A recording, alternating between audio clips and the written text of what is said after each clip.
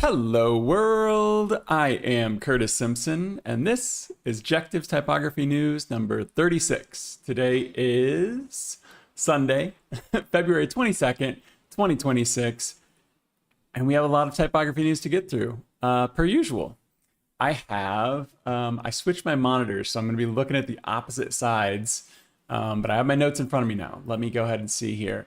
We have seven new typefaces today. We're just going to do a top four, so I'll do three quick shout outs, then we'll get to like four deep dives on some new typeface releases. A pretty cool new pairing tool that I'll get to. Some interesting comments coming from Erik Vanderblock. Letterror.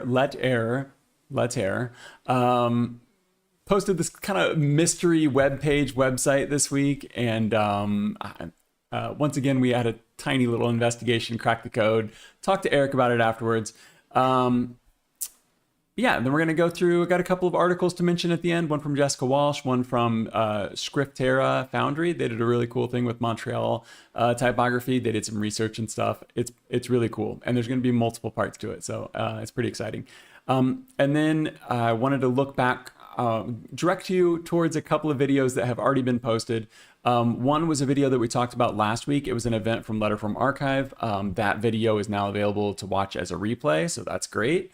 And then the other was from Harbor Bickmore, is from a type designer who went through his entire 2025 and broke down how much he earned as a type designer. And it was very insightful because most of the community, I don't think is, or most foundries, most designers aren't that candid and aren't that open about it, and understandably so. Money is always a kind of a weird thing, but it was really great to see the insights in that. So we'll get to that at the end. Two notes before we get started. One, no typography news next week. So next week there's going to be no new typography news, but 2 weeks from now, we're going to celebrate 1 year of typography news. So we're going to take one week off before we celebrate that. Think about what the next year is going to hold, and then we'll get back into it. So let's enjoy today, and then I'll see you guys in 2 weeks. Okay, I'm going to put my screen on. Like I said, I'm a little confused because I switched my stuff around, but let me switch my screen. There we go. I'm still on the screen for now. That's fine. We are going to start out looking at a font pairing tool, and this is not what I wanted on my screen. I want those are my notes. Gosh, yeah. I mean, you got to switch at some point. I mean, if I wanted to switch it, I have to do it live at some point. I don't know what shoes are. Okay, let's try this. This first type tool is called JustMyType, or this first story. JustMyType is a local font pairing tool. So I'm sure you've probably come across a lot of these font pairing tools. I presented some of them on Typography News. This one is for local fonts. So I've already accepted like that it can access my local fonts. Let me go ahead and remove my face so I'm not in the way. I've already gone ahead and accepted that it can access my local fonts, but what this allows it to do is it allows you to use the fonts that are on your computer and not just Google fonts or maybe some Adobe fonts or fonts that are available on websites that you would then need to purchase. I did talk to the developer of this, so I'm going to have a little bit of insights into that, but first I just want to show you around and show you what this is. You can see the left side here. If you've ever used like, I don't know, any kind of like editor where you can kind of like see the back end on one side and then the real time like preview on the other side, that's kind of what this is. You've got two choices on the left here. So you're going to choose your font, and you're going to choose like your headline font, and you're going to choose your body copy. And then as we scroll through, we can see that that's what matches over here. So right now it says inherit. So it's just inheriting like system fonts. There are a few different ways to do this. Number one, you can just hit the space bar, and it's going to choose two random fonts for you. You can hit it again, chooses two more. Hit it again, choose two more. I use FontBase, so I don't have like my 40,000 fonts installed on here. I activate them on an as-need basis. So all of these are going to be either the fonts we're looking at today, or they're going to be typefaces that are just like system fonts on my computer, but you're still going to be able to get the idea. You can do this. You can just keep hitting space and getting new ones every time, or you can hit the little generate pairings up here, this big green button.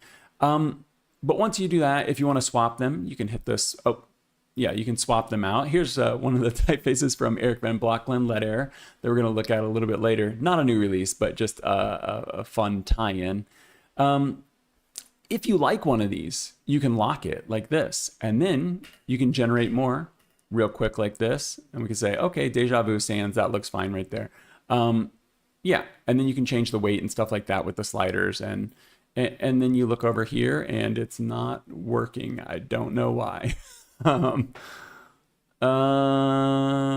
don't know why it's not working over here on the other side. Maybe we don't have the preview on. Well, this is live.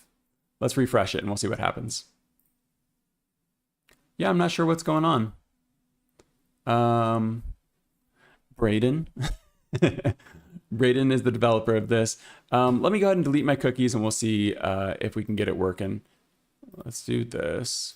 Boom, boom.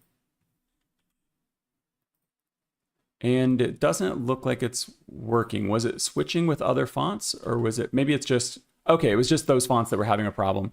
The reason that I think that font was having a problem is because that's actually an Adobe font. So if we go right here, you can see I've got Federal Bureau here from Letterror. I think that the Adobe font wasn't working, but you can see all the other system fonts are working. So, okay, so we see what's going on here. You can kind of test it out and see, you know, how these look. You can just go in and choose these fonts too. So I can choose change font right here.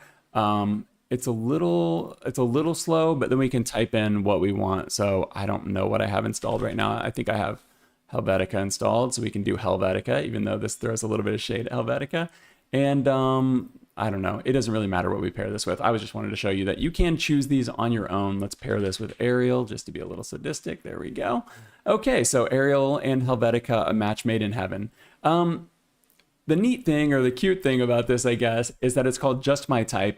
And what it is it's kind of a pun playing on typography and also like a dating thing. So you can see here, this mock-up, this live website here is this little mini preview of a website is sort of like a dating match game app preview. So like you kind of meet your fonts, you can see both the fonts there, and then you can see them laid out here. I chose two fonts that are nearly identical, so not seeing a lot of difference there, but if we were to change this to Arial rounded, then I guess we could see the differences there. Okay, let me just give you a little bit of insights, because I did talk to Braden. I guess I could, we'll just, man, I'm a little distracted by all this. Is my face back? Okay, I'm back on the screen. So I'll put my face over here. I did talk to Braden. He was actually on a road trip, so thank you for taking a little bit of time to get back to me. I asked him, like, why do you think that no one else has gone like the local route with this? Because we've seen this, like I said, a bunch of times with Google and Google fonts, and he basically said, like, yeah, the Google API is really easy, it's free, it's like simple to use, and you know, it's easy to access basically. Local API, he said, is something that's relatively new and only works on Chromium-based browsers. And then also it requires the users to grant permission. So like when we get to this website on that first page there, if we delete all of this, when you get to this first page right here, whoops, you have to click this and load local fonts, and it'll pop up a little pop-up on your PC or Mac or whatever, and it'll tell you, it'll prompt you like to accept that you want to let the browser access your local fonts. It doesn't, I think there was a disclaimer on here saying like everything's in browser, it doesn't save any of your fonts or anything like that. But this is basically built for speed and creativity, he told me, because I asked, like, why not just do this in your design app? Like, why not just pull up Affinity and pair your fonts right there? He had a good point. Like a lot of times, or that takes a lot of time to do. You know, you have to set up all of your stuff and then you have to swap them out. Even if you were to create styles and like, you know, text styles and things like that, you'd still have to, hi, Daryl. You'd still have to what was I going to say? You'd still have to like change the styles and go in and do that. Daryl made a point here and said, JustMyType is a book title. Yes, it is a book title by Simon Garfield, right? Let me see here. Yeah, it is a book title by Simon Garfield. I mean, the difference is just that there's no spaces in between the words. I'm sure JustMyType is a lot of things, but yeah, in terms of typography, there is a book by Simon Garfield called JustMyType that got mixed reviews. So the other thing, I just asked him about the backstory and stuff like that, and he told me like he's a front-end developer and contractor, and he's collected like hundreds of typefaces, free and paid ones and stuff like that. And the one thing that he struggled with personally was like when he would find a really great new font, then he would have to like go and try to figure out how to pair those together. I've seen this conversation come up a bunch of times on Reddit, so I know that it's not just him that has this issue. For me, I've never used one of these things. I've never like felt the urge to use one of these things. I guess I can tell you my process real quick. Like I think about like the fonts in terms of the setting and stuff like that, the voice and things like that. There's never a time where I'm like, I have a font and I'm wondering like, what could I pair this with? I always already have that idea in my head because I've done a bunch of research and know what all the competitors' fonts are, like what the space is, what the fonts, I've just got all of these ideas coming up to where like I'm going to choose a typeface. I've already got a pretty good idea of like what that's going to be. And then I'm going and looking for typefaces based on some kind of purpose. Like I would never go in and just hit spacebar until I found a font that looked good and then choose that. Curls, perfect. Let's choose that one. But I do think there's value in this, even if you're somebody like me that likes to choose things very purposely and have like a rational reason for everything you're doing.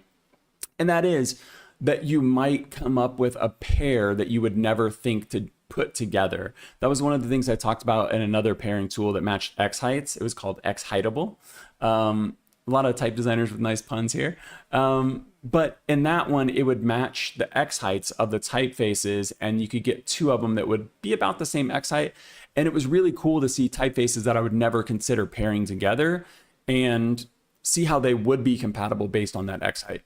So I think you've got a similar thing here where like, I mean, we probably wouldn't choose curls ever, right? But I don't know, there might be some situation where like a font just pops up on your computer. When you have thousands of typefaces, font files installed on your computer, you're probably not going to specifically remember all of them. So I think that part of it alone is pretty cool. And, this takes no time at all. I think that's the main selling point for this. It just like, it literally takes no time to just sit here and hit space, and just kind of like pop through a bunch of your fonts. So I don't know if that's something that interests people. He is open to feedback. You can see right here, he's got his email on the bottom there and he's looking for feedback. I did already mention like being able to resize this window because I don't need the left side to be so big. I want to be able to move it over and see this website much larger. And he did agree that's something that you would naturally think to do. That is JustMyType by Braden. I didn't see how to say Braden's name, so I don't want to say it wrong, but I think I don't want to say it wrong. I don't want to say it wrong.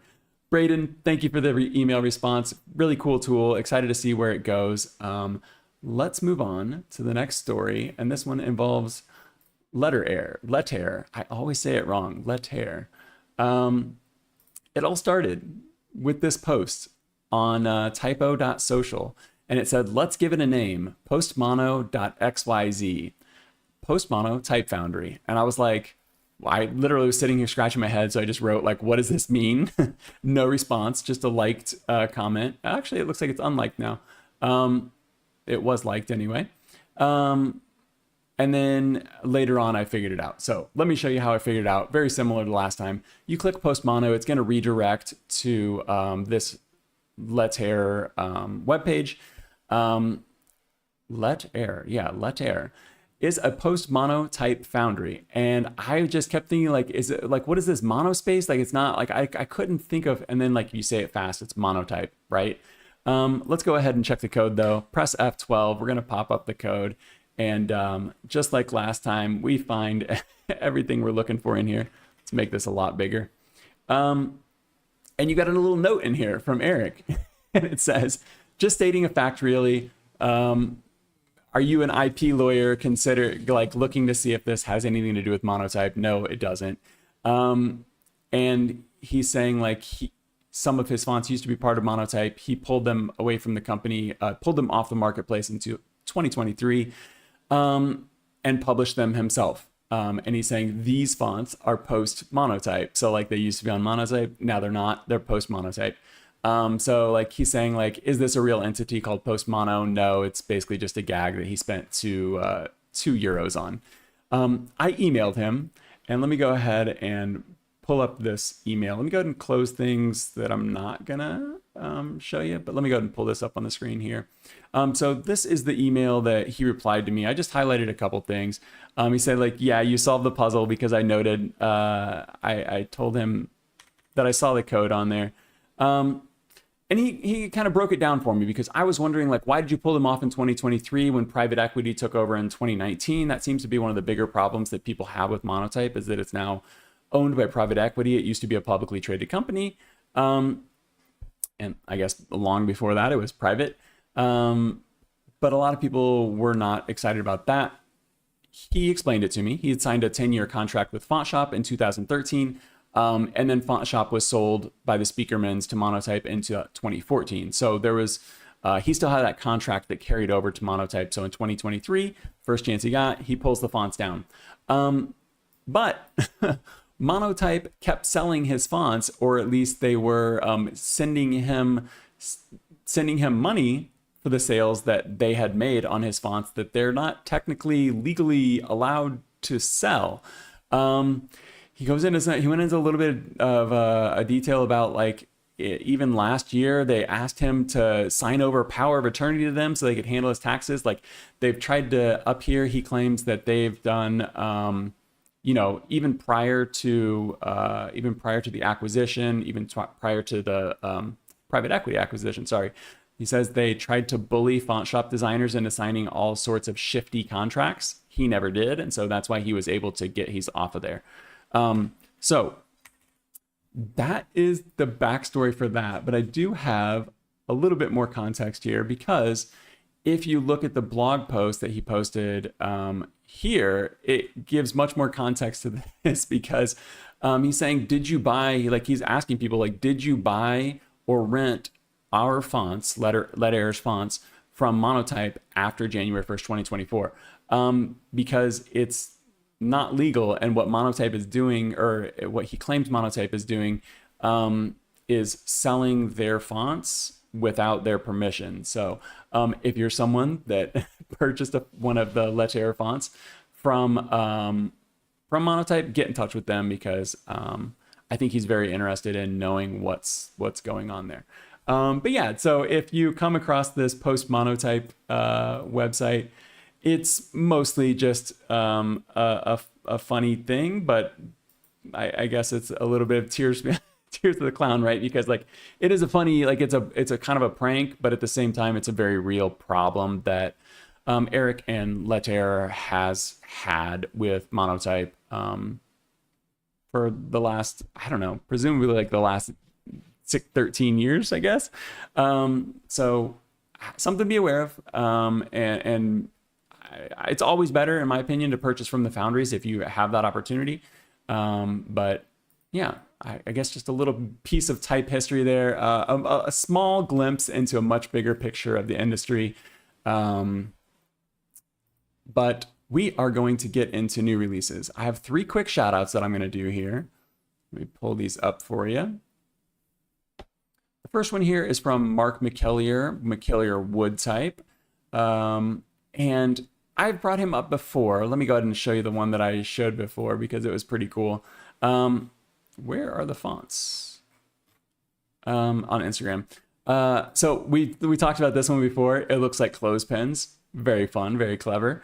But the one we're going to be looking at today is called Meuse, and it is this one here, and it says, introducing Meuse, a redrawing of a letterpress type rescued from Meuse in France. I'm assuming Meuse is a city. Yeah, Meuse is like a city, I think, or location in France. What I thought was interesting about this one, it's a wood type. That's cool. It's a nice reminder just in general.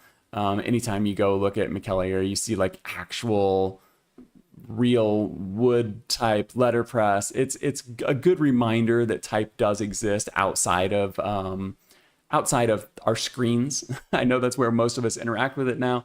But if you go through like a little bit of his Instagram and stuff like that, you'll see like real pieces of wood being cut out, being carved up, and it's I don't know. Sometimes you don't think about the tools that you can use if you don't even know they exist. So this is just a good reminder that these things do exist in physical form.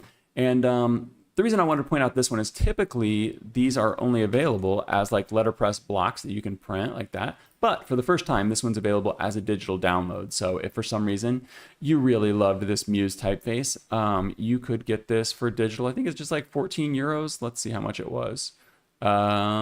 Digital download. I'm not seeing a price tag. I'm probably blind. I'm sure it's right on the screen. I have it in my notes as 14 pounds. So it must be somewhere on the screen. I'm just not. Oh, right here. Gosh. Okay, 14 pounds. I do think that's a little hidden. It should be a little more obvious. But it's cool. Do I know what it comes with? No, I don't really. You would have to contact him. But I think if you were going to decide if you wanted this for letterpress, that would be a nice little $14 investment to like mock this up and stuff. Just a quick shout out there. That was Meuse from McKellier Woodtype. Our next quick shout out is from Brandon Nickerson, and this is Modexe or Modexe. I'm not sure. Let's call it Modexe. This one is a free download right now, and it is linked in the description. Everything that I talk about every single week on Typography News, it's always linked in the description. So go check that out. Chapters will be added after the live stream, but go down there. You can get this one for free. This is a display typeface, you know, Brandon Nickerson, he does a lot of word marks and logo types and stuff like that. And I think a lot of what he posts is mostly marketing to get those other jobs, because these aren't like super deep typefaces. You know, they're display typefaces. They're cool. They're fun. They're really, a lot of them are very unique. A lot of them are revivals of older typefaces that don't have any revivals. But this is another one that's kind of the same. I think do I have this one in here? I completely forgot about that quote. The whole reason I was using that. But this is it right here, Modexe. I do have this one downloaded because it's free. So you can see I got the full commercial license on this one.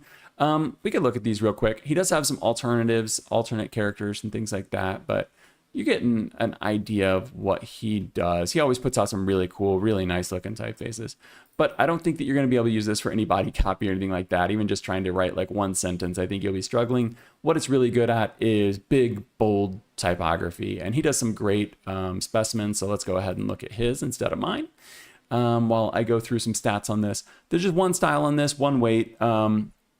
All caps, no, not all caps, uppercase and lowercase. It's got 202 glyph counts, just 2 open type features on it. I think it's got kerning and alternates.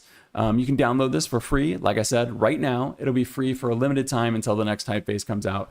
After that, it'll be $45. License on this is good. You can use it for pretty much anything you want. If you want to turn it into a web font, he doesn't offer those, but he does allow you in the license to go ahead and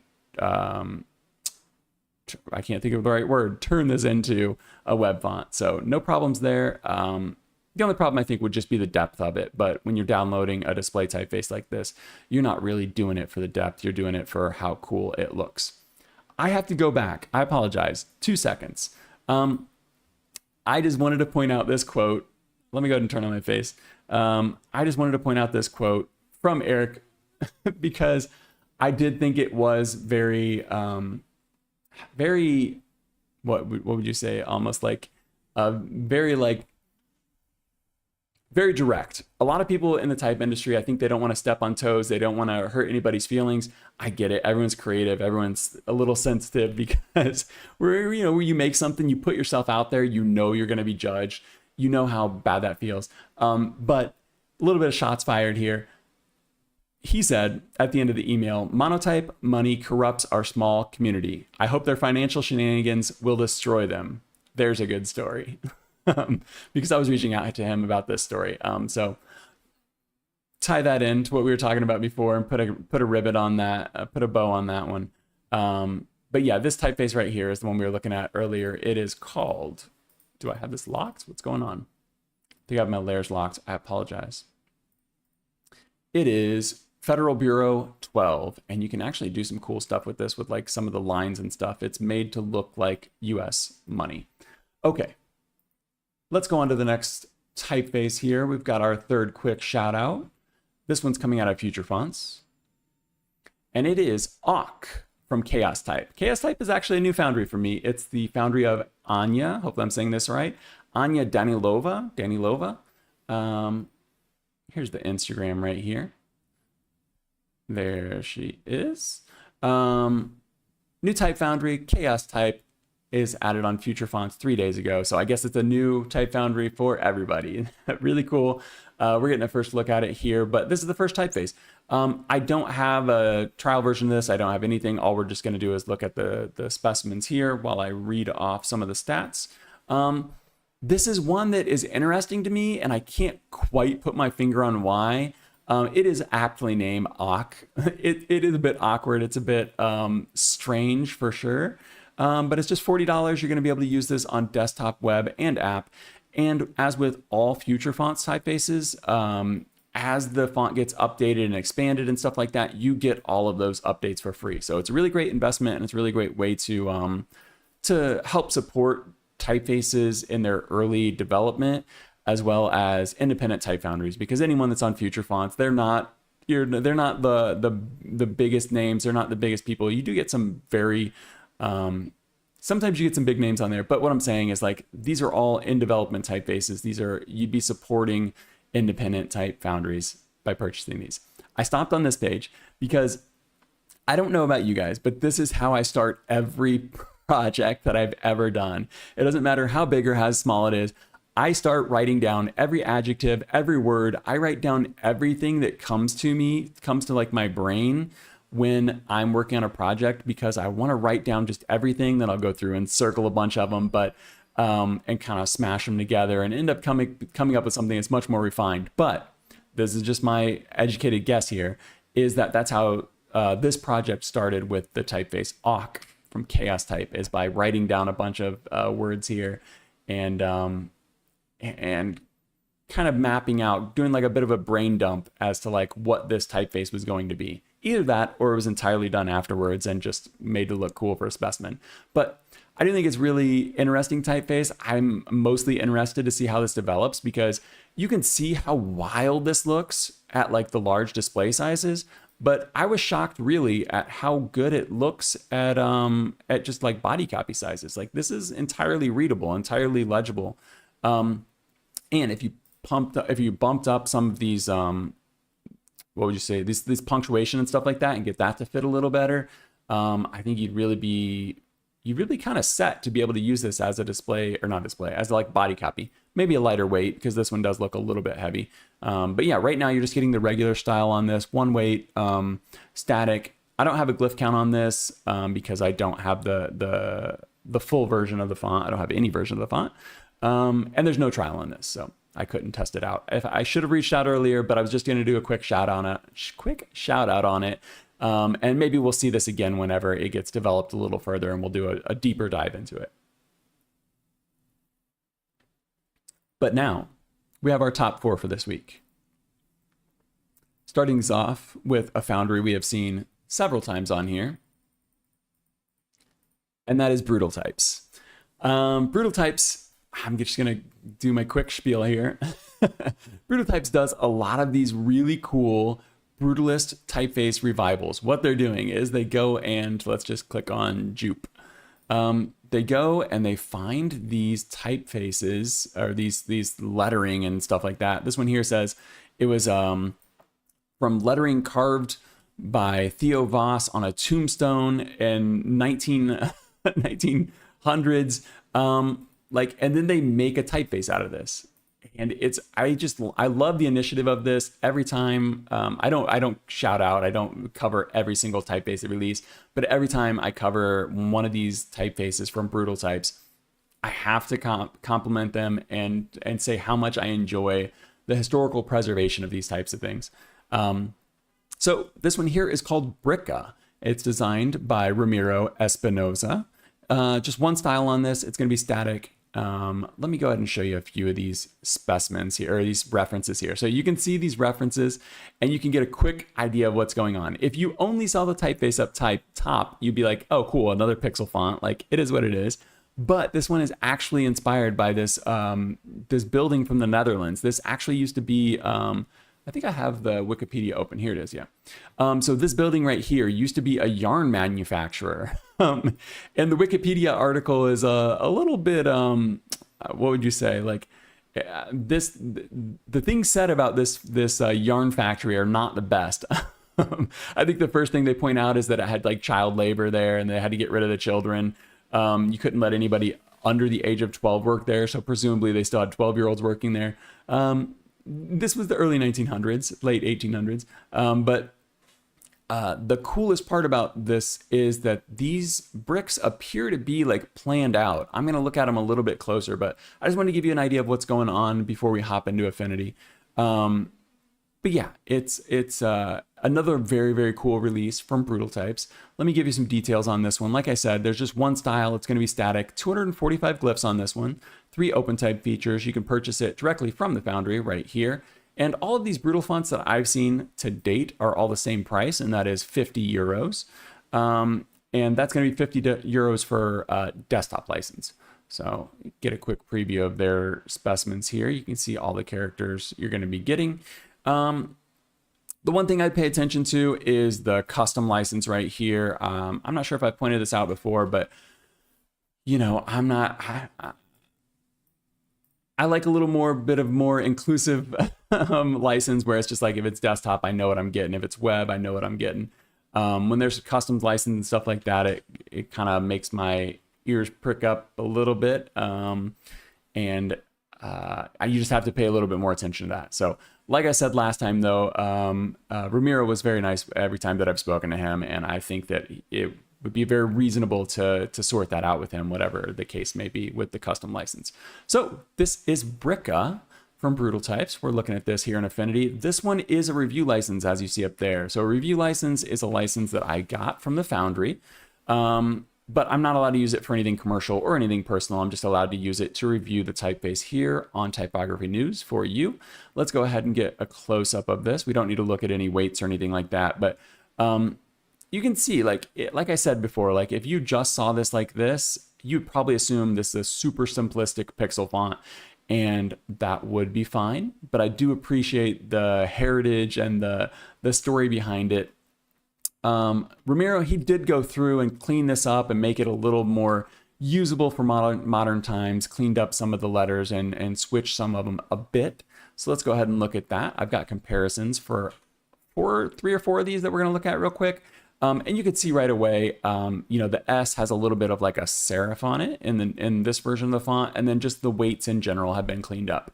But let's zoom in on these bricks real quick. I know it's going to get a little bit pixelated, but look at this. Unless these are like facade, like tiles that they stuck on there afterwards, which is entirely possible.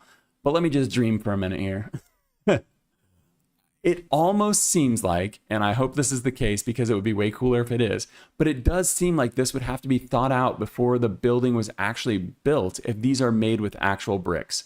If these are just same size bricks that are stuck on there, okay, not quite as impressive. Still cool to like look at.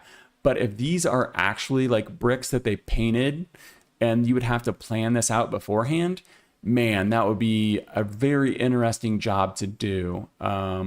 I see one broken up here though. I can't tell. Yeah, I can't tell based on that. I mean, there's no red brick behind that, so I guess that's one sign. But either way, it's very cool to see this. I think seeing the bricks like this is even cooler than seeing the typeface right here. But like I said, it's a bit of like a historical preservation project at the same time. So I like this. And again, similar to the Woodtype that we looked at earlier, another reason that I like looking at this one is that we get a nice reminder that typefaces exist out in the world, and they can be this very like physical, like bricks. Like, I don't know if these were made before or after pixels existed, but this building was built at the time that we just talked about. This would have been way before pixels existed. And you can see there probably definitely was typography or lettering being done Similar to this, in these very restrictive settings like this, that just kind of inspires and stokes creativity. I talked about this when I did my book review of grid systems. Having like a little bit of structure and a little bit of restriction really lets you have the freedom to like work within those bounds. And you can see how they've done that with these brick typefaces here. You can see the A has been changed. So the original A you can see is very, very wide. It looks cool, but in the context of all the other letters, you can see how much wider that is. And this isn't something he pointed out to me. This is something I'm just gathering based on looking at it myself here. But he did say in the description on the website that these were adjusted a bit to better fit today's time. So you can see the R up here. It's just got a 2 brick opening on there, and that's pretty cool, very brutalist, but opened it up quite a bit more here on the typeface. The same with the P there. So yeah, it's not exactly the same, but look at this. So I put a U there, but that's actually an I and a J. And this gives me a perfect opportunity to show you one of the ligatures. I think we actually have an example of this in a second, but did you see that? It happened quick. Let me go ahead and highlight this for you and turn off the ligatures. So there's an IJ ligature, boom. And that is because it matches the IJ that's back here. I think we got a better example of that right here. Yeah, okay, so the IJ and these bricks right here. I think this is really cool because I don't know, like it would just be, and I don't know anything about Dutch language or the Netherlands or anything, so maybe this IJ is like super, super common, and it would be weird to just type out an IJ without the ligature. But I think it's really cool to see like a ligature like this done in brick. Definitely the first time I've ever seen that. So very, very cool. And I wanted to point out just how to use this. So if you were trying to use this at different sizes, I really don't think that it works. This is something I pointed out with the Pixel font before, with another Pixel font before. You can't really mix these. Like, yeah, you could pretend like this was the smallest pixel and this just got bigger, but you really wouldn't do that because you would refine this a lot more and have a lot more pixels. What this works a lot better at is if you keep everything the same size. So rather than doing multiple sizes, you just do it like the building did it and you keep it all the same size. I think this goes for basically any pixel font, but especially this one. Since you're looking at this being built out of bricks, keep everything the same size. It's going to look really cool. It's going to look old school. And if you know what King's Cross Station is, go ahead and leave a comment. I'm sure most of you know. Let me check to see my notes real quick and see if there's anything that I missed. No, I think this is a nice typeface from Brutal Types. Another great one here from Ramiro Espinosa and Brutal Types. And I don't know what it was about these bricks, but I told him this as well. Like I just had such a visceral reaction to these, seeing this typeface built into the bricks. Like I really liked it. I really love the ingenuity of it. And it's great that they're putting out these typefaces and bringing these historical contexts into like modern times, into 2026 and beyond. So we got 3 more. Let's go ahead and move on. I'm going to get a drink of water because I haven't done that yet. I'm drinking a Red Bull instead. Not great. Let me see here. Green Container, welcome back. Left a comment just right now and said, case in point, the studded, I don't know how to say this word, the museum logo with the I and J on the same line. I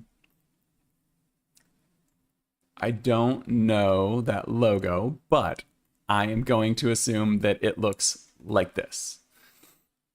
Yeah, I don't know. I don't know Dutch. I don't know much about the Netherlands, other than they have a ton of great typography. I definitely need to do my research. I have a giant Dutch typography book that I'm going to get into this year sometime.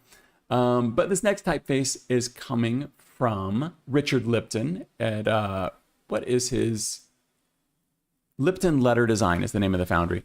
And this is Panta Display, and I'm going to go ahead and spoil it. This is my favorite typeface this week. It might seem simple, but man, I think that this is a perfect typeface. The italics might be a deal breaker for some people, but let me show you the inspiration for this one real quick. No, okay, I'll just read it to you right here, and then we're going to get into, I have them in Affinity, so I'm going to be able to pull them up, but let me go ahead and show you read this to you. So it says, Pantha Display is a Serif family inspired by W.A. Dwiggen's hand-lettered book jacket design for Gargantua and Pantagruel. I am not familiar with this book, but it does appear to be very popular. I just really love this typeface, and it's no surprise this is coming from W.A. Dwiggen's, or inspired by W.A. Dwiggen's at least. I still have Steam open down here. I was playing Terraria earlier. Let me go ahead and pull up Affinity. Okay, so let me go ahead and read you some stats real quick while we're looking at this. As you can see, it's got small caps. I love a good small cap. This one comes in 6 styles, I apologize. 6 styles, 3 weights, plus italics. It's just a static typeface, but it's got 696 glyphs. So this is going to be a workhorse for you. It's got a ton of glyphs, a ton of features you can see over here. 18 open type features on it. You purchase it from the Foundry, or you can get it from the Typographer app, because Lipton, I always forget, Richard Lipton. Richard Lipton's Foundry is part of the Type Founders, so you can use the Typographer app to sync your fonts and do all of that. I'm on PC, it's Mac only, so I don't have access to that. Shout out to Tiffany Wardle. She got me the review license of this typeface once again. So that's how I have access to this to show all of you. No trial on this, but it's $160 for the family on desktop. Standard desktop license. It does have annual web and app renewals. Don't love that. I mention that every time. I'm sure you guys are tired of hearing that, but let's go ahead and dig in and get some close-ups of this typeface, because man, I love this. Actually, I lied. Let me just show you some context real quick. So here's the outside, the spines of this book that W.A. Dwiggins did the illustrations and the lettering on. It is incredibly difficult to find these books. I got this reference here from PBA Galleries. The best places that I could find this was on auction houses and things like that. So let's just go ahead and look at the typeface, and we'll look how it compares to that in a minute. But just even if you know none of the backstory on this, I think this looks amazing. Daryl says, I like it. Appreciate the slight arcs on the slanting strokes. Yeah, we'll have to look at those. Yeah, this is, it's got just so much, I don't know. It feels incredibly well crafted. So this is one that I'm going to go through every single letter for you here. You can see that it's got nice sturdy serifs on it. They don't go to like a pinpoint or anything like that. We'll go ahead and do this, and then I'll show you all the weights afterwards. Pretty low G, crossbar on the G there. That matches the hand lettering that we just looked at, and I'll go ahead and show you again in a second. I like the crossbar on this K with the big heavy leg on it, and then like the skinny arm. It's just a really, really beautiful typeface. You can see the stress on this is almost perfectly vertical. There's a slight right slant on it. I think it might be perfectly vertical. But look at this ampersand. That's really nice. Small caps, like I said, I'm not going to go through every single one of those, but we'll go ahead and look at these lowercase. You can see some of the calligraphic, like pen strokes and stuff, especially in the lowercase with the terminal on the top of the A, the bowl on the A, and stuff like that. So definitely inspired by the pen, would it be a pen or a brush? Broad nib pen, right? That would have been used for this. Maybe it is a brush. I should brush up on my terminology, but I like the little ink traps in here too. Those are nice.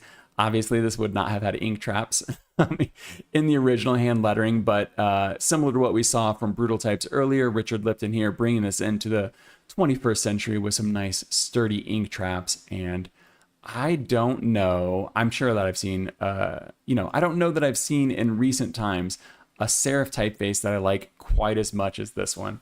But let me show you the italics before we move on. And you can see they are very, very, very slanted. These are incredibly slanted, incredibly tight. We don't need to go through every single one of these. Let me just get a quick zoom in on the lowercase for you, and you can see how tight these are, how these are absolutely true italics. One interesting thing I've never seen before, look at this little blob on the Z. If anybody knows what that is or why that's there, go ahead and let me know. I didn't see it in any of the historical references, but maybe it is something that W.A. Dwiggins used to toss onto his Z's. Let me go ahead and show you all the weights. I should have done this right up top, but we've got light, we've got regular, and we've got bold. Not a huge difference in between these, but still useful nonetheless. And then on the italics, we've got the same we've got the same three sizes on this, or the same three weights, I apologize. We've got light italic, we've got regular italic, and we've got bold italic. Okay, let's look at the historical references and see how it compares. And I think we can all agree this is very, very close to the original. And now you can see why this italic is so slanted and so tight, and that's just because that's how the reference was. Obviously, some liberties have been taken here because you can see the loops on the L's there. Those don't exist. And then the S has kind of been transformed. I thought this was really interesting because you can see there's 5 books here. I know it's going to get pixelated, but they're not like these. Each one are individually hand lettered. It's not like they took Gargantua and Pantagruel and like just put it on each one and then just, you know, like there was no like copy and paste on this, because especially when you look at the script down there at the bottom, the author's last name, you can see how the S's vary. The first S is very much like a traditional cursive. It's got a little tail that kicks up at the end. The second book has like a more just like a normal like typography S, like what we would think of with the S with the spine on it. Then you get the cursive with no tail on it. Then you get kind of like this mix between the two for the fourth book. So I thought it was really interesting that these were like individually hand lettered. That's very, very cool. So of course, when you come to do the italics like this, you got to pick and choose, like, what are you going to, like which inspiration works best for a typeface? What are you going to, like, which one are you going to work with? So I think some liberties were taken with that, but I think it looks very nice. This one here, I actually pulled from the title page. Let me see if I can get the reference here. The title page that I found, like I said, it's very difficult to find these. But this is also by W.A. Dwiggins. He did all the illustrations inside of this book. And so I thought I would typeset this. Thought I would typeset this and let you see how it would look as it traditionally would have. Here you can see those small caps really doing their work. So you can see the small caps mixed with the old style numerals there, the old style figures. That just, it's so historically accurate and it looks so beautiful in this new typeface. It just, I don't know. I don't have enough good things to say about Panta Display. I thought Panta Display would just only work as a display typeface. But if you look at the description on the website, it does says that it can work in long bodies of text. I think that it does a pretty decent job of it. The two things I would point out is the bold isn't that bold. So if we look at this typography up here, that's the bold weight. You know, maybe if you're going from light to bold, you'd get more of an emphasis, but I think you'd kind of have trouble noticing that that was actually bold. The other thing is, this could be a pro or a con. That italic is so slanted and so different, it's really, really going to stand out. And that could be great if you wanted to be able to pick something out of a crowd. You know, your eyes are immediately drawn to that. But it could also be an issue because maybe you're getting distracted by this. So good typography in body copy is how does the phrase go? Like a good typography, good body copy is like the spoon you used at breakfast. If the spoon, I can't remember who said this, I apologize, but they said like if you remember the spoon you used to eat your breakfast with, there was something wrong with the spoon, like the design wasn't good. So if you're like constantly distracted by these italics, then it's probably not going to work for you as body copy. Let me check my notes real quick. I do think there was a couple other things I wanted to note, and I think they were the alternates. Yeah, I've got these slashes in here for a reason. So we do have those, we do have the small caps. Those are very nice. You also have the option for a /0. I don't know that you're going to get too, what would you say? I don't know that you're going to get too confused with this O up here because it is quite wide, but it's always nice to have a /0. You can use it if you want. You don't have to if you don't want to, but it definitely differentiates itself. We already saw the old style numbers. I think these would be, or the old style figures. I think these would be more appropriate for the setting, and they worked really well on that title page that we just looked at. It does have tabular figures though, so you can like put this in a spreadsheet if you wanted. I think they could work. I mean, they're not so, there's not like so much contrast that you couldn't use these. These numbers look nice. You could use these in like a financial report or something like that. Last thing that I want to show you is the fraction. Look at this. Sometimes when you put the fraction between like a 3 and a 4, it just gives you 3/4. This is like a real fraction. You can do any number, like you could do anything you want on here. It doesn't just have like set numbers for the fractions. So this is really great to see because it just does add to that workhorse ability for this. So I think this is an incredible typeface, especially for 160 on desktop. You're getting 6 styles and you're really getting some real true italics here. Let's look at these italics real quick in fractions. I want to see what that looks like. Ooh, that's nice. But yeah, I think that this is incredible value for what you're getting. I don't love the web and the, look at that ampersand. I don't love the web and the app renewals that you have to do that annually, but maybe you could figure out a licensing deal with the type founders on that one if you were the same as me. But that is Panta from Richard Lipton Letter Design, and the type founders. And if you didn't catch this, Panta comes from the title of these books, Gargantua and Pantagruel. So nice little Easter egg there that I did not catch at first glance. Maybe you're like me and you didn't catch it either. There it is. That's how it got its name. We've got 2 more typefaces to look at. The next one here is coming from KH Type. Let me get this set up. I'm going to get a drink of water. So KH Type, also known as Kerpa Hosk Type. Hopefully I'm saying that name right. This website looks a little wild, so we're not going to stay on it for too long, but this typeface is pretty wild. It's very interesting. I'll go ahead and read their description because it's pretty simple. It says KH Einheit, hopefully I'm saying that right, is a modular monospaced typeface available in 3 distinct column styles. It's built on a rigid grid system and a strict set of unforgiving rules that form the core of its character. So there are 3 different styles, or 3 different like subfamilies for this. What did they call them?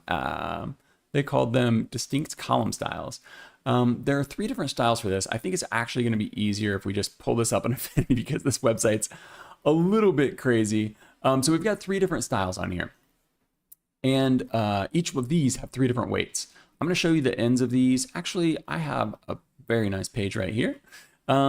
So you can see there are 3 different styles, and then there are 3 different weights. Let me zoom in on each style for you. I think the bold ones here are the easiest to look at. This one's here. It's got that stair-step kind of pixel size, but when you go up to the thinner weights, it remains on that grid. So you're just adding another bar to it. So you've got 5 bars here, 1, 2, 3, 4, 5. Go up to the 300, you've got 3 bars, 1, 2, 3. And then you get to the 100 and you just got the 1 bar. Very clever, very cool. These top ones, I know they seem illegible right now, but like if you zoom out, like you can kind of read them at farther sizes. I think that could be cool for like an optical illusion type setting. I did not change this typeface, so let me go ahead and switch this to B. So there are A, B, and C. A is the one we just looked at with the pixel steps on it. B is nice and rounded, so you can see they're using the same weights there. So they're using like that 1, 2, 3 column width here.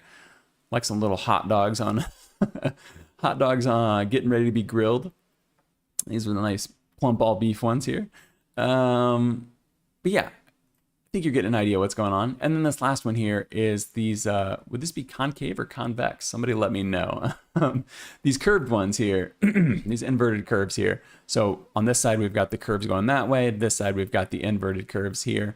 I think that all 3 of these look great, but I think this one here particularly, just the way that bleeds into those lines is really impressive, really cool. And even at the small sizes, you can see there, you're getting that kind of curve inside of there.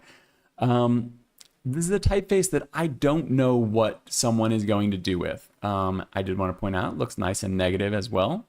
I don't know what you're going to do with this, but it's one of those fonts that like if you're not aware of it, you would never think of how to use it. But if you are aware of this, and that's why I'm putting this out here, then it becomes something, a tool in your toolkit, and maybe you'll remember this at some point. You'll have some use case for a typeface that is very modular like this, works on a grid, monospaced, and has these optional lines. I say optional because you can see here, these do not have the lines on it. You can turn these on or off. Let me go ahead and look at this. You can turn these on or off. You can disable the lines or turn them on. The cool thing about the lines is what we just looked at here. These here, I didn't like put these lines in or anything like that. These are just spaces. So if I delete that space or add that space, or I add the number, I don't know, let's put a J in there for objectives. If I put a J in there, like it just fills up the same amount of space. The lines work top to bottom. I didn't have to do anything weird. Like this is all just live text. We can highlight this, we can delete it, we can type more stuff, and it just works on here. Subscribe. How am I never able to put a bunch of spaces in there and all the spaces just line up perfectly? I really like typefaces like this that are very usable in the sense of like, I don't have to like make all of these lines myself to make it work. Like if we look at Brikka up here, like if you really wanted this to look like the bricks, man, you'd have to go in and build all of those bricks, right? But if you just want these lines here, you can just add some spaces. They even have some cool stuff. There are some cool features and stuff that I didn't actually plan on showing, but I'll go ahead and show you. There are some glyphs in here. They can give you some little symbols and stuff. This has 725 glyphs. This is like a super deep typeface.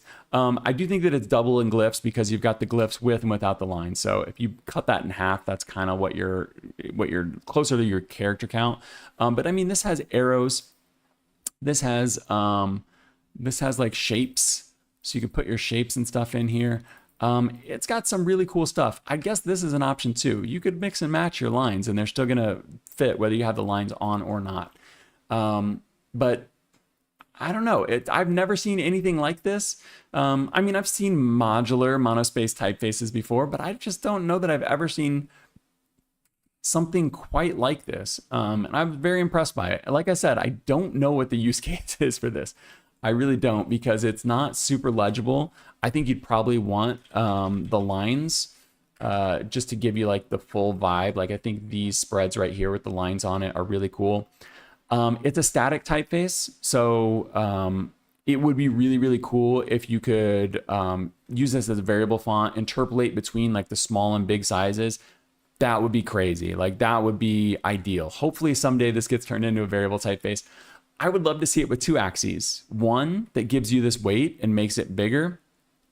Be pretty tough with this one here because it's on such a strict grid. I don't know how you would add those how you'd like bump these up. But on these other ones here, you could imagine these growing between those. That'd be pretty easy. These ones here, you could imagine these ones growing as well. None of it would be easy, but it'd be simpler than like the pixel stair-stepped ones in my imagination, at least. But yeah, I would love to see these being able to like inflate and deflate. And the other axis that I would love to see on here would be to switch between these. That would be crazy if you could switch between the inverted and the rounded. Probably never going to happen because, like I said, I'm not sure what the use case is for this. And then also, I just don't know how big the target audience or the marketplace is for a typeface like this that would justify that kind of time commitment and stuff to turn this in like a full variable font and figure out how to solve all of those hurdles that you have to get over to like get both of those axes on there. But I really love it for what it is.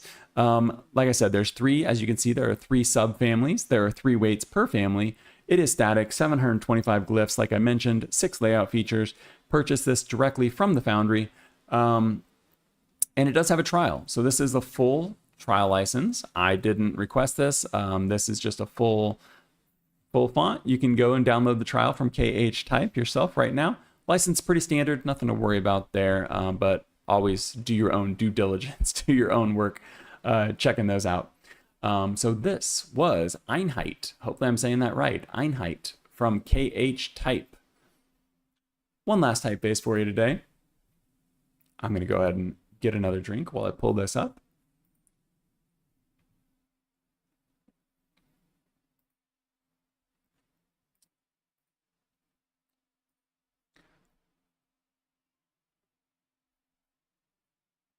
Okay, I apologize. Rogue Wave Creative, nice to see you again, said very interesting font. I agree. This is a very interesting one. I'm excited to see if somebody puts this to use. I'll be paying attention for sure. Next one here is going to look very familiar. And it is, this is coming out of Letters from Sweden. It is Markelius Sans. It is essentially a version of Helvetica. The backstory on this, they created this. It was commissioned by Figure. So this is Figure right here, a design company agency with a very obnoxious website. And the font on here is not actually Markelius, it's actually Helvetica Neue. And that's because they were commissioning this for Folkets Hus. Hopefully I'm saying that right. It stands for the House of People. I don't know all the backstory on this, but I do know that this building right here is very cool. So we're going to look at this.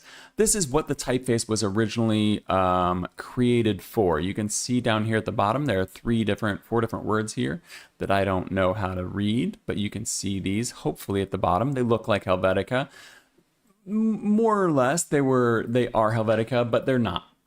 They are a hand lettered version of Helvetica, and this was something that was pretty common for people to be able to do back then when you were doing mock-ups and stuff like that. I've heard old designers say in documentaries and books that you should be able to do this. They had like, I don't know, 5 or 6 different typefaces that they said you should be able to draw from memory. And it looks like that's what was going on here. Either that or these were, very meticulously traced and then adjusted. Similar to what we've seen before with other Helvetica-ish typefaces, it has a taller X height and shorter extenders. Those are the two big things. But this also does just have like a little bit of extra character because it was hand-drawn. Last thing I want to point out on this page, Sven Markelius was the architect who designed this building right here. And that is why it holds his name. I don't know, and they don't mention whether or not these were drawn by him, but they were found in the archive at is this a museum? They were found in the archive at Folkets Hus. Hopefully I'm saying that kind of right. They were found in the archive, like going back and looking at the origins of the architectural designs and stuff like that and doing the signage on the facade. Like I said, this was created for commissioned by Figure for the reopening of this building in 2025. So funny thing is, they're not using it. They're using kind of like a custom version of Futura.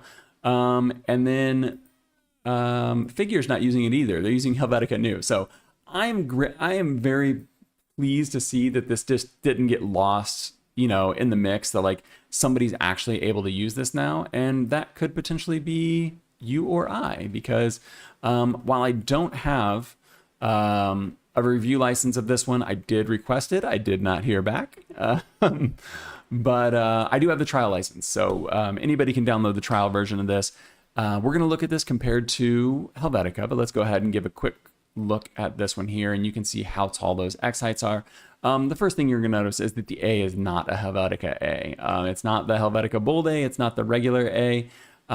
It is something entirely different, and I think that was done for the spacing. So if we go back and look at this one here, you can see those A's are right next to L's, and you really wouldn't want to push that out farther than it needs to. With the T here, you could tuck it under that crossbar of the T, but when you're pushed up against an L, that would be my guess as to why this was altered, but that is just a guess. Most of the characters look a lot like Helvetica. Let me go ahead and show you some weights. This is variable though, which is very nice. If you have the older versions of Helvetica, you're not looking at you're not gonna have a variable version of it. I actually don't have a variable version of it either because I just have the trial license. We can test it out right here though. So let's make this nice and big. Can we change the weight? Here's the variable, and there's the variable slider. Let's wait for this to load maybe. Looks like the website might be a little bit broken. We're not getting the actual Markelius on there. We're getting a system font, it looks like. So let's bail on that. Okay, that's fine. We'll come back to this. We'll look at this compared to Helvetica. So I've got Helvetica LT, that is from Linotype, and this is the standard version of it. This is the version that I purchased in college. So it's got the bare minimum, it's got weights and condensed and stuff like that, but it doesn't have a lot of the workhorse features. So we'll get a pretty good one-to-one comparison here. Right off the bat, you can see Helvetica in red, Markelius in black.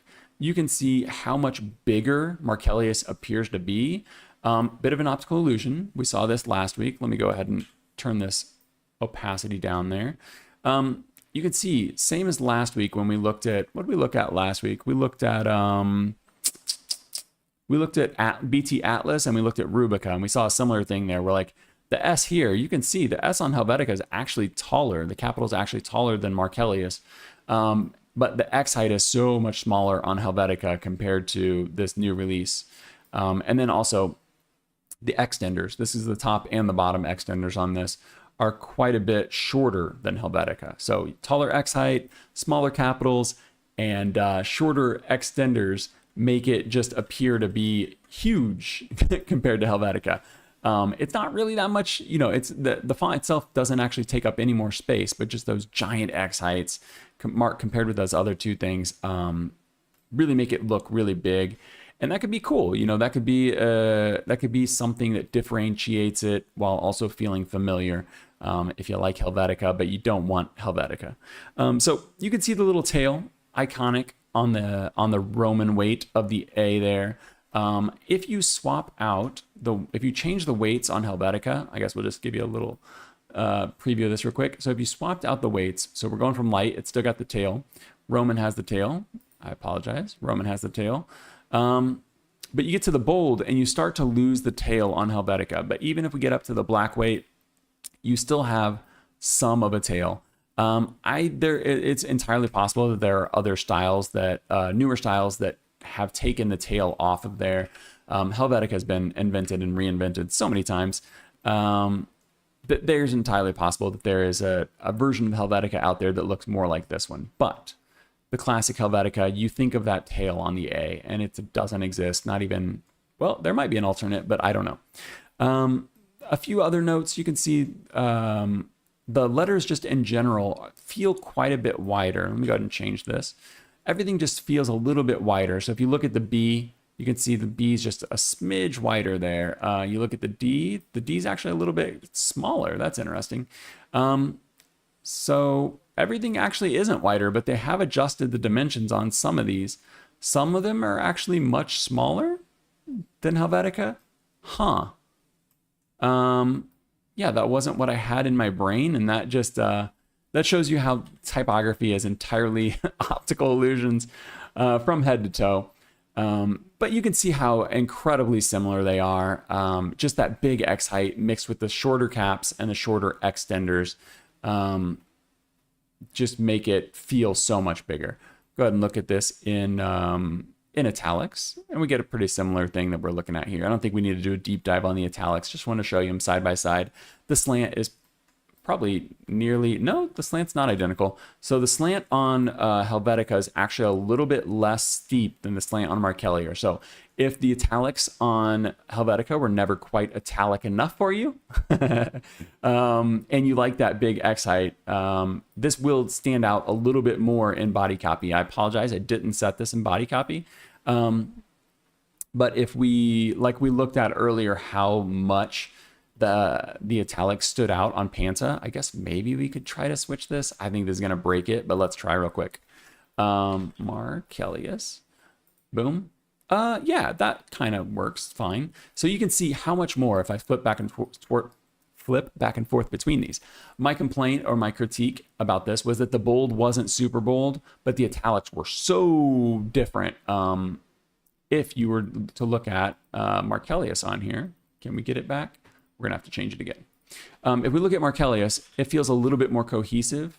And I know these are entirely different typefaces, but look how much bolder the bold is on here compared to the regular weight of that. And then the italics, they stand out, but they don't stand out quite as much as you know, something like Panta, which is really stands out. Let's compare this to Helvetica real quick. If we switch this to Helvetica, the bold stands out pretty good. I'd say the italics are fine. But compared to this one here, you can see the italics just have slightly more slant to them. Last thing I want to point out, if you set Markelius as any of the traditional Helvetica logos that we think of, 99% of people will never, ever notice the difference. Show this to your mom, show this to your significant other, show this to a stranger on the street. Ask them if this is the logo. They're going to say yes. Target, Verizon, the North Face. It all looks the same. I just put Subway for like the New York subway, you know, famously done in Helvetica. But you you wouldn't, a stranger wouldn't notice the difference between this and Helvetica. And that could be really good for you if you're someone who's licensing Helvetica for, for a giant price tag and you want to get away and you want something that feels just a little bit more updated, like it feels like a little bit different, maybe even a little bit rougher around the edges. If you want something that felt a little bit different but was still very similar to Helvetica, maybe Markelius is a good option for you. The other last thing that I'm going to point out real quick, if we look at the C's here on subscribe, if we look at the C on Markelius, you can see how much more closed that is. The counters are very closed on Markelius compared to Helvetica. So by the counters, I mean this inside part here and these openings here on the C. See how much wider that is on the red Helvetica versus the black Markelius. Same thing with the S's here. You can see how much less space there is there. And maybe you're saying like, oh, that's a heavier weight. I can't get these perfect. I can go from like medium on Markelius up to bold here. And you can still see the S is a little bit closer to each other, but you can still see the counters on the C are just so closed compared to the counters on Helvetica. So that's another thing to think about. You know, your letters could entirely get lost. This C might look just like an O, whereas with Helvetica, you've got a little bit more open compared to this one. So just everything's a little bit bigger. Everything's a little bit tighter. It looks cool, but it might not be quite as readable as Helvetica. So that is that. Let me go ahead and turn on my face cam. We're not done yet. We're not done yet, but I am going to turn on my face after I get a drink of water. Let me get a drink. And per usual, I spilled water all over my face again. Let me go ahead and embarrassingly wipe this off my glasses without you seeing. Okay. It's still on there a little bit, but we'll deal with it. I have 4 interesting, am I on the screen? Yeah. I have 4 interesting things to go check out after the live stream ends here.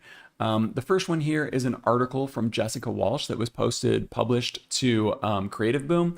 And the optimist in me, everybody here knows I'm very optimistic on typography. I obviously wouldn't be doing this channel if I didn't think typography would be around for the long run. I think humans are going to continue to make typography, but I don't entirely agree with her take on this. So I will leave it to you to read this, but you can see from the title here, it says, typography might be the last thing AI can't fake. And yes, right now, AI and typography is pretty bad. We've looked at some really good ones. I think it was Google's Nano Banana that we looked at last year that could do like pretty spot on typography. But can it actually design the typefaces, or can it just copy and steal Baskerville and Helvetica and Futura and stuff like that? Right now, I think it's just squarely in the camp of stealing it and not really doing a great job imitating it. But she does make some good points here. And I love the quote. She said, sanded down.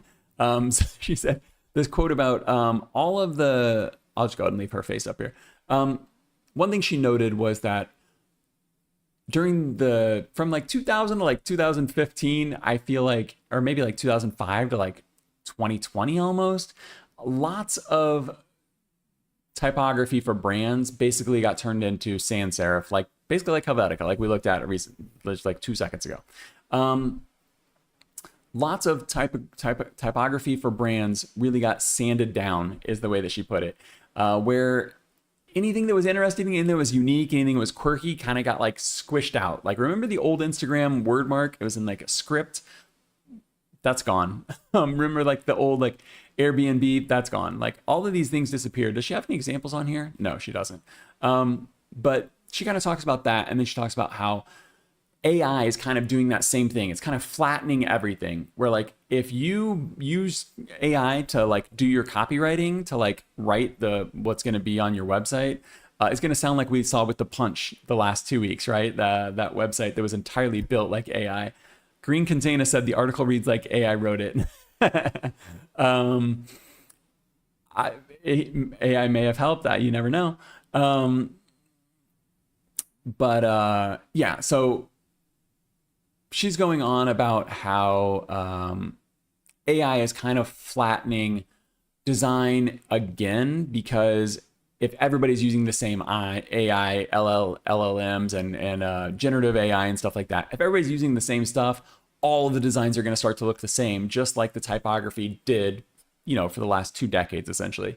I would love this to be the case, that humans are going to be like the only ones that can create great typography.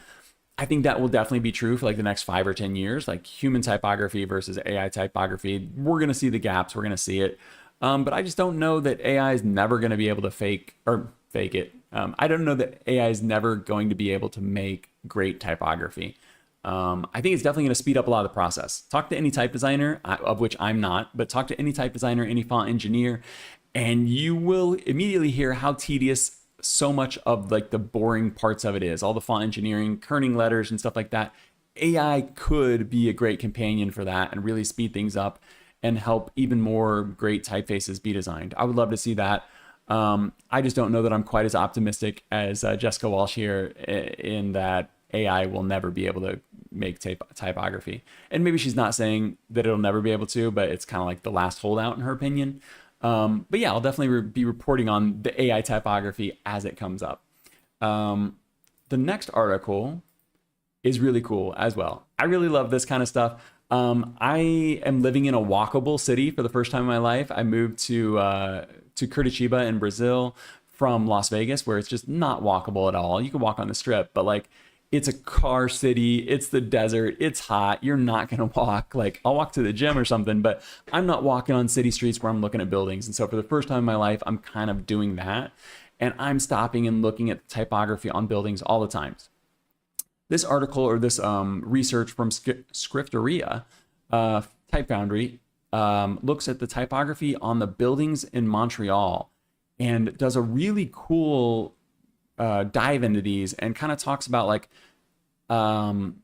just the history of these, how they were built into the actual architecture, and so that's why they don't go away. They had a great line on here. Let me look at it here. It says, no, not that one. This one. It says, Montreal reads differently once you start to look at its letters. Painted signs are expressive and immediate, but they are hard to date and easy to replace. Carved, cast, or bolted inscriptions are different. They arrive with a building, stay with it, and usually name the institution that financed the facade. Yeah, this is the thing that I've noticed living in Curitiba is there's a lot of like old metal that's on the buildings that names what every building here has a name. Like every single building has a name. Every building has a name and they all have their name on the outside of the building. And a lot of them look very similar in like these metal letters, and I've been going around taking pictures of them. I would love to share those at some point with you guys. I just don't know what that looks like in terms of like reporting the news and things like that. But they go in and go around Montreal and give some history and talk about the evolution of typography on the facades. And this is the first part of multiple parts. This is like pre-1910. So anything that was before 1910 is basically what's on this one. And they go through a few different sections here where they're talking about lettering on grids and stuff like that. But you can see these are great examples of like typography and lettering on the outsides of these buildings. Man, look at that. It's so cool. And it's so cool when you see these on old buildings. But next up, they're going to do part 2 is going to be mid 1910s to mid 1930s. So I'm looking forward to seeing more of this. They do have some sources. They're citing some sources down here. Very nice of them to do. And like everything else that we're talking about right now, this is in the description too. So go read this afterwards or read it while I'm talking right now if you're someone who lies to yourself and believes you can multitask. No, it's entirely fine. I have 2 videos to send you off with. One is a video that we talked about last week. Let me just go ahead and make sure everything's muted here. Yeah, it is. So the first one here is from the Herb Lubalin lecture series. This was coming out of Type at Cooper. I think I mislabeled this and said this was Letterform Archive. I'm gonna have to go change this in the description. It's from Type at Cooper, the Herb Lubalin lecture series, and it was with Paul Stirton. Paul Stirton, there he is right there. He's talking about the new typography. He covers 4 different sans serif typefaces that came out during like this new typography period. But he quite literally wrote the book on Jan Schickold. If this comes up, there it is. There's his book, and there is his name, Paul Stirton, Jan Schickold, and the new typography. The man literally wrote the book. in this looks like it's in 2019. 272 pages. Definitely need to get my hands on that.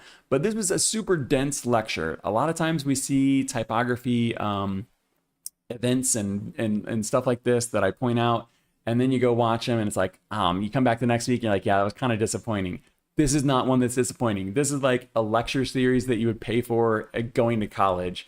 Paul is incredibly well informed. Like, he has just a ton of experience with this, and does a great job showing these off and kind of walking you through the historical context of it, and how all these pieces fit together. So if you're going to go watch anything after this, I would highly recommend this one if you want to refresh your memory or get a history lesson on the new typography and everything that kind of happened around the Bauhaus.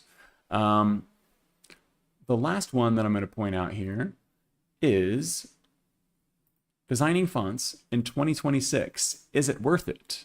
By Harbor Bickmore. Harbor Bickmore. There's Harbor right there. Yeah, I'll go ahead and let this play in the background. He went through and he talked about how much money he made as a type designer in 2023 versus 2025 on all of the platforms that he puts his typefaces on. And they're not here. Stephen Coles did a good like TLDR on typo.social. Go check that out if you don't want to look at the full video. But I do think all of the context and all of the opinions and conversation and stuff like that on from Harbor on this are very well worth like sitting through. This is one of those videos that you can watch probably like you're watching the news right now, where you don't have to like stare at the screen. Like, you can go do your dishes while you do it. You can get ready, take a shower, listen to it in the background. But it's really interesting to hear like a real type designer be very candid about how much money they made selling fonts. He did get accepted to Adobe fonts this year. So that's going to increase his 2026 revenue. But he did mention, like I've mentioned before, there are NDAs with Adobe. So I don't know that he'll actually be able to share that with us next year. But we're getting a very accurate, very candid look at how much money he earned. And I think the end result was like, there it is right there. The total was $178,000. He said this was more than he'd ever made. And a lot of it came down to Monotype subscription. So Monotype has like a subscription program, and that ended up getting him like an extra 30,000, I think. He did 100,000 in custom type jobs, creating typefaces for people. There it is right there. Custom types, 100,000 and 102,000. So I thought that was really interesting, and I think it's really good for anybody that's interested in the industry, that's in the industry. And I forgot to check chat. Let me get a drink. I want to put my face on the big screen. Let's see. Face cam. There we go. Rogue Wave says, I think we're talking about the the facades. Okay. Rogue Wave says, that's one of the great things about the documentary Helvetica, and how you can walk around New York City and just see all of these great fonts on buildings, which are a lot of times Helvetica. Rogue Wave also then goes on to say, you can do that in any city, but it's a great exercise. Yeah, for sure. That's one of my favorite things to do in Curitiba, is to just walk around and look at all of the different the facades and all of the lettering and stuff that's built into the buildings, just because Las Vegas has like a really rich history of typography, but everything comes and goes. Like, it just gets destroyed. You build like a crazy neon sign in the 60s and then it's gone in the 70s. So I've never lived in a city where I had a lot of historical typography to go and look at that existed 100 years ago or 80 years ago. Tenomatic says, have him on for an interview. Have who on, Tenomatic? I'm happy to have anybody on for an interview. Welcome. Thank you for commenting. I'm going to wait for a second and see if you're talking about Harbor or if you're talking about someone else. I'd be happy to have anybody on for an interview. I have done a few interviews and they typically turn out to be much better as background, because I'm pretty bad at Harbor. Okay. I will ask him and see what he says, if he's up for it. He seems like a very, very cool dude. He even talked about like what he's going to do with the money and stuff like that. But yeah, I would be interested in having him on if that's something that he was into. I don't know what I would talk to him exactly about. I guess I would talk to him about the industry in general. Let me know if you guys, okay, this is the way we'll do it. If you guys do want me to reach out to Harbor and see if he wants to come on for an interview, let me know what you would like to know from him, because he spends 40 minutes talking about this here. So I'm not sure what else I would ask him. But it would be interesting to know some of his feelings, I think, about some of the giants like Adobe and Monotype, because he seems to be pretty optimistic on it. And I guess we can pull this all the way back to the beginning of the show. He seems to be pretty optimistic on the financial income or revenue that he's managed to get from Monotype, and that he's looking forward to getting from Adobe next year. Whereas, we saw an industry vet, a legend, Erik Van Blockland. I apologize, Erik. Erik Van Blockland saying like, I'll never be on Monotype. Stop buying. Monotype's not allowed to sell my fonts. That Monotype is corrupting the type community. It's really interesting to see the two sides of that, and I definitely want to do a lot more investigations, a lot more interviews, and just a lot more learning, because I've been reporting typography news for almost a year now. When we come back in 2 weeks, it'll be the 1 year anniversary. So I would definitely be interested in talking to anybody about that. But yeah, so let me know if you guys want me to reach out to Harbor. 10 Omatics already got the vote in. But let me know specifically what you'd want me to talk to him about, because I think that would be the more interesting thing. But that's going to be it. Everything's linked in the description. Like I said, I will be back in 2 weeks. No typography news next week, but we'll be back in 2 weeks to celebrate 1 year of typography news. I'm really excited for that. It's been a great year. And yeah, I'll see you then. Bye.